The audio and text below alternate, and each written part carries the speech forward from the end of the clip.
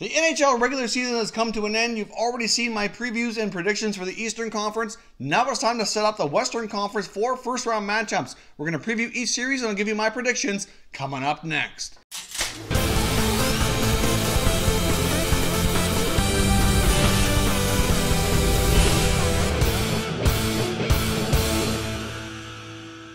Hey everyone, and welcome back to another video here at Top Shelf Hockey. If you're new to the channel, thanks for stopping by. We review and discuss all 31 NHL teams. So if you're a huge hockey fan, consider subscribing and clicking the bell so you don't miss anything. In case you missed our first video previewing the Eastern Conference playoffs, basically here's how this is going to work. We're going to take a look at all four of the first round series in the Western Conference. We're going to break this down into a couple of key areas. We're going to take a look at some stats packs for each of the teams in the series, compare how their seasons went. We're also going to look at the keys to the series and what I think are the most important things to give each team a chance to win. And then I'm going to give you my predictions on who is going to win and move on past the first round. There will be an additional video going out as well with a full bracket challenge update as well, giving you my full predictions from beginning to end of the Stanley Cup playoffs, including the team I'm picking to win the Stanley Cup. So stay tuned for that. That'll be coming here shortly as well. Let's get started here with the first matchup featuring the Nashville Predators doing battle with the Dallas Stars. Now, the Nashville Predators ended up winning the Central Division. Even though the Jets held down this post for a big part of the regular season, the Predators finished a lot stronger than Winnipeg in the last few weeks of the year and was able to snag that division title, claiming the Central Division title here yet again, and will face the wild card number one team, the Dallas Stars, who is making the playoffs for the first time here in a few years. So good to see them back in the playoffs as well. So as I mentioned, we're going to break this down into a couple key areas. We're going to get started here with a stats pack, which is going to analyze how these teams did battle in the regular season, as well as analyzing some key metrics from their regular season results. Then we're going to take a look at the keys to the series, followed by a prediction on who's going to win. So let's get started here with the stats pack for the Preds versus Stars. As you can see here, the Nashville Predators and Dallas Stars did battle 5 times during the regular season, with Nashville winning 3 out of 5, so obviously a slight edge there. However, they were even in goals during those 5 games, each scoring 14 times. So overall, a relatively fairly even series in the regular season. And as I mentioned in the Eastern Conference preview as well, obviously regular season results don't always translate to playoff results, so take that with a grain of salt, but I thought it was important to at least take a quick look at how these teams fared against each other. Now, analyzing some 4 key metrics here, including special teams, power play, and penalty kill, as well as goals for and goals against, to really see how these two teams stack up. The Nashville Predators had a very weak power play this year, to say the least, 31st in the NHL, 12.7%. Meanwhile, the Dallas Stars had a relatively above average power play with 20.8% for 10th best in the league. So quite a drastic difference there. It's really hard to imagine a team winning their division in the NHL having such a weak power play in today's game. The penalty kill was relatively even, with the Preds finishing with 81.9 for 6th best. Stars finished with 82.6% for 5th best. So relatively even there on that metric. Now for goals for, the Predators scored an average of 2.85 goals per game for 19th best, and the Stars only scored 2.54 for 29th best. So the Dallas Stars relied heavily upon their defense to win a lot of their games. They were not a very high scoring team this year. Didn't get a lot of depth scoring for sure. Goals against, though, as I mentioned, 2.47 for Dallas for number 2, second best in the NHL, whereas the Predators were 2.59 for 4th best. So they're both very strong defensive teams. The Dallas Stars, certainly have maybe some bigger names when it comes to offense, like Tyler Seguin, Jamie Benn. But the Nashville Predators team, certainly a lot deeper and a lot stronger in that regards for sure. And I do think we have no choice but to give the edge in defense to the Nashville Predators for having a stronger blue line.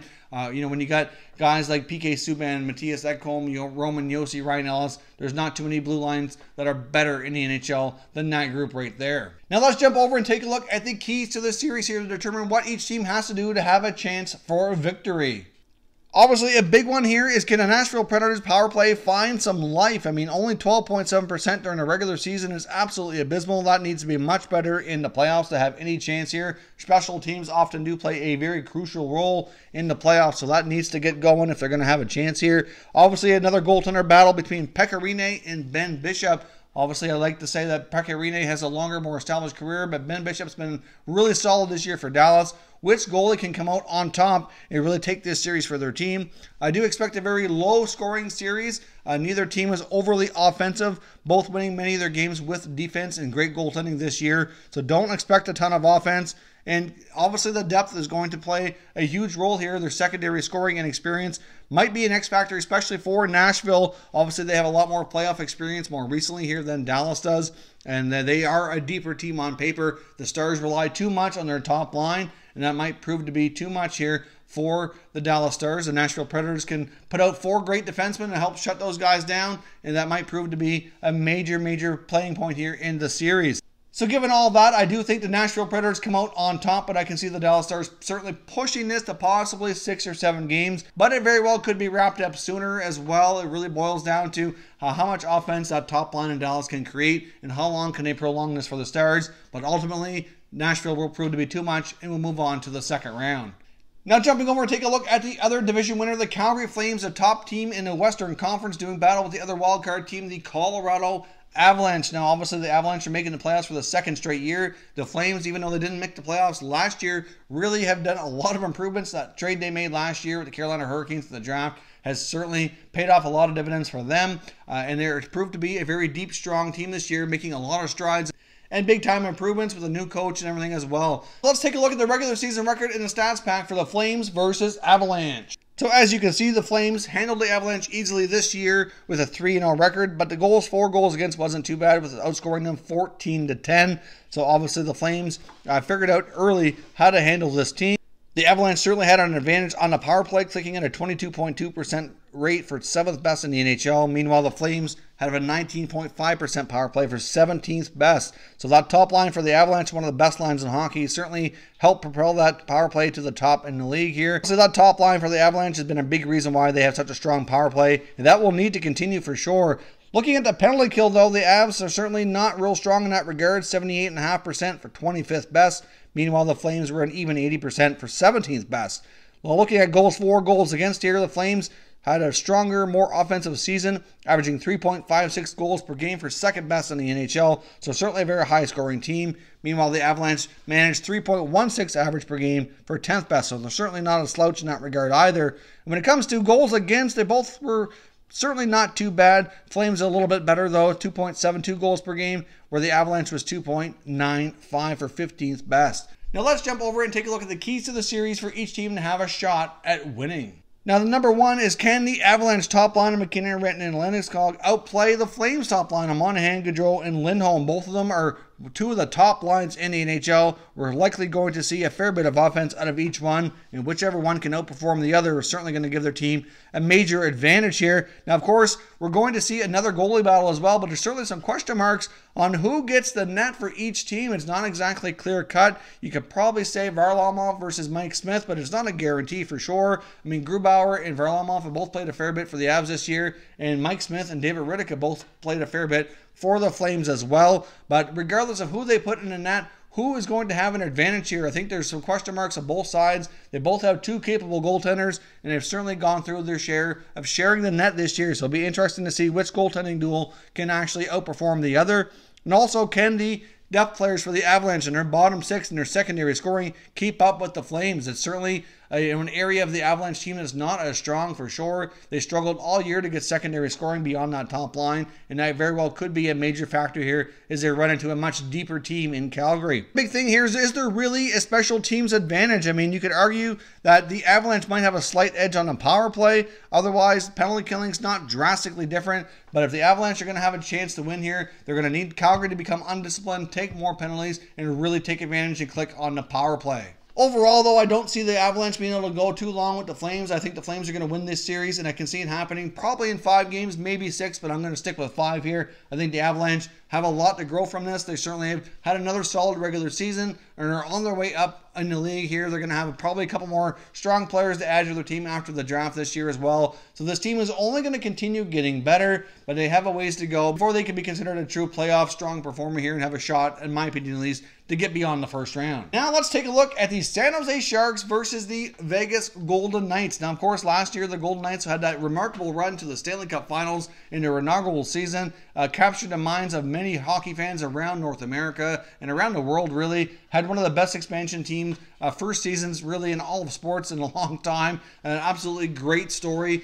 They certainly have a great environment there in Vegas. That fan base is absolutely wild for this team. They have a great, in-game experience as well, and it's been remarkable to see what that team has accomplished in such a short period of time. But the San Jose Sharks come into this series as well with a lot of experience. They certainly bulked up near the beginning of the year, trading for Erik Karlsson, along with a lot of their other veteran guys. They've certainly, made this team as best they can to try to go on a Stanley Cup run. They had some really strong veteran guys who are trying to capture a Stanley Cup before it's too late, including Jumbo Joe Thornton, as well as some others here like Brent Burns, Joe Pavelski as well. I mean, Karlsson's not exactly getting up there, but he's still approaching 30 years old and would like to get a Stanley Cup under his belt here as well, especially considering all he's been through with the number of injuries.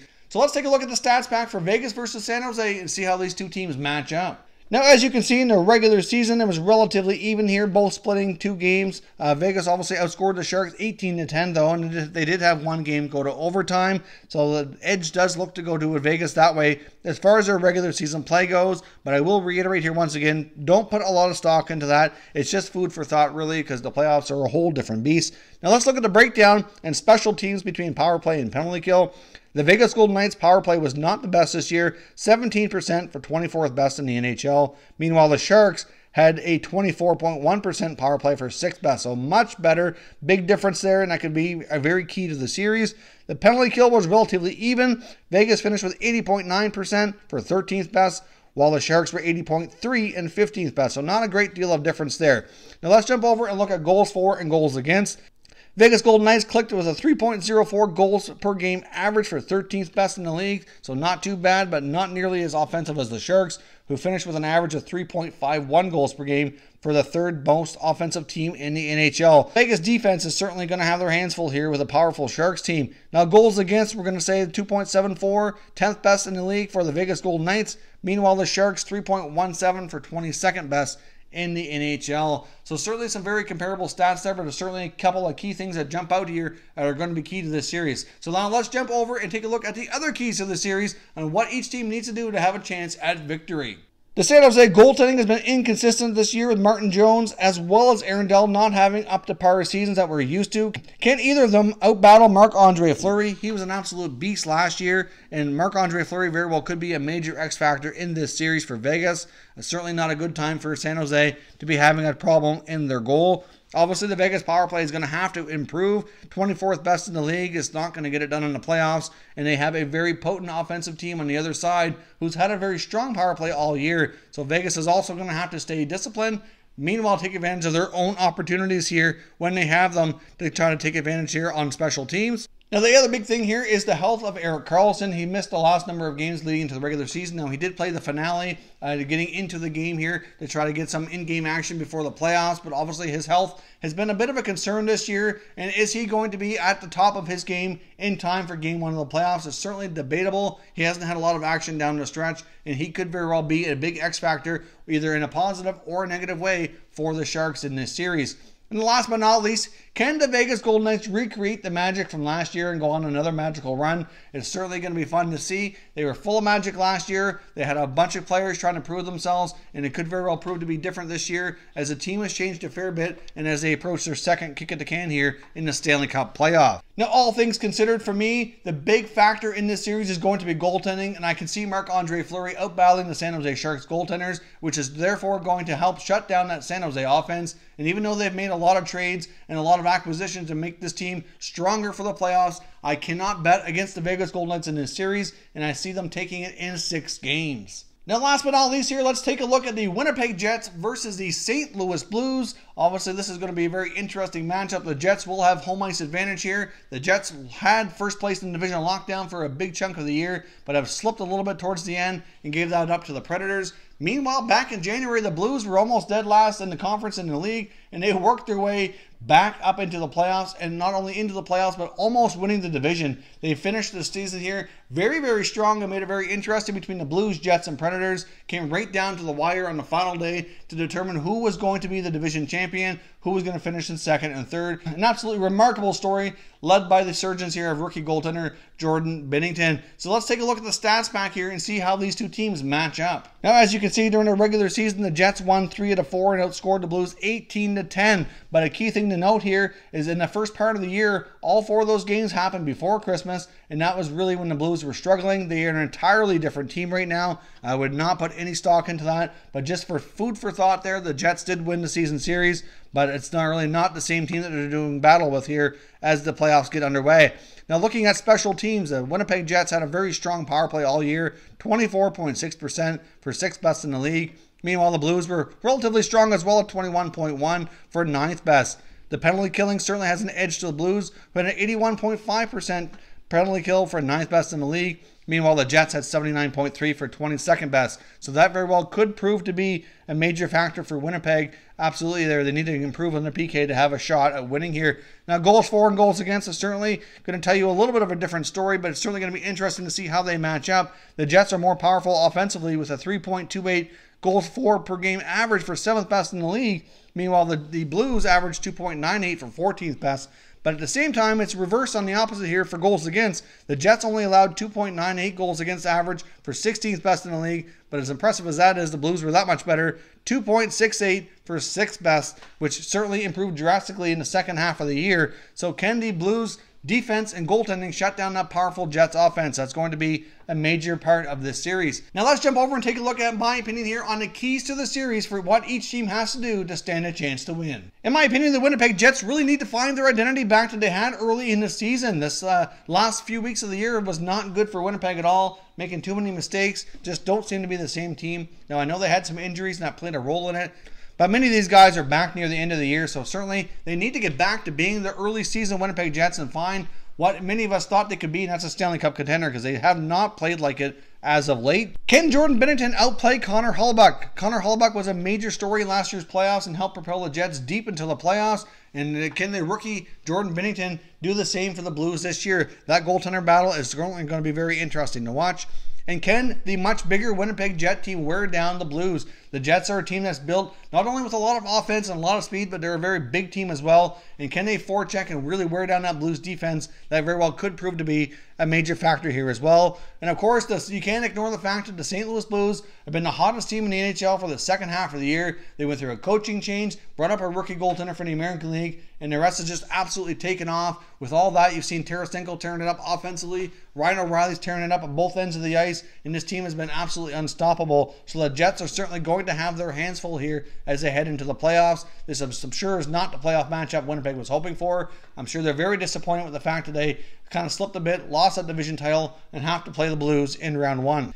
Now, ultimately, I think this is going to be a very close series, even though the Blues have been the hottest team in the NHL in the second half. I do think Winnipeg can get their act together here and provide a very close, entertaining series. And I am picking the Jets to come out on top, but it's going to take 7 games to do it. The Blues are going to push them right to the brink. And even though the Blues had a terrific second half of the year, this is where the magic comes to an end, in my opinion. The Jets will move on. I do think they are the stronger, deeper, better team. They haven't played like it as of late, but they have some time here to get their act together. They're starting at home, and I think Coach Paul Maurice will get them going here to show them what they're capable of. So that is my Western Conference preview for the first round of the playoffs. Of course, as always, I want to hear your thoughts and opinions on who you think are going to win this series. Certainly lots of fun to talk about. You can join our bracket challenge, which is linked down below in the description as well. Certainly join that and give your predictions. It's just for fun to see who can get the most accurate predictions here during the Stanley Cup playoffs. And there will be another video to follow shortly, giving my full bracket challenge predictions, start to finish through the Stanley Cup playoffs, including my pick for the winner of the 2019 Stanley Cup. If you're new to the channel, I hope you consider subscribing. We cover all 31 NHL teams, and there's plenty of content here for all hockey fans to enjoy. So if you're new, hit that subscribe button and give this video a thumbs up before you go. I'd appreciate it if you did. As always, thank you very much for watching, everybody. We will catch you next time.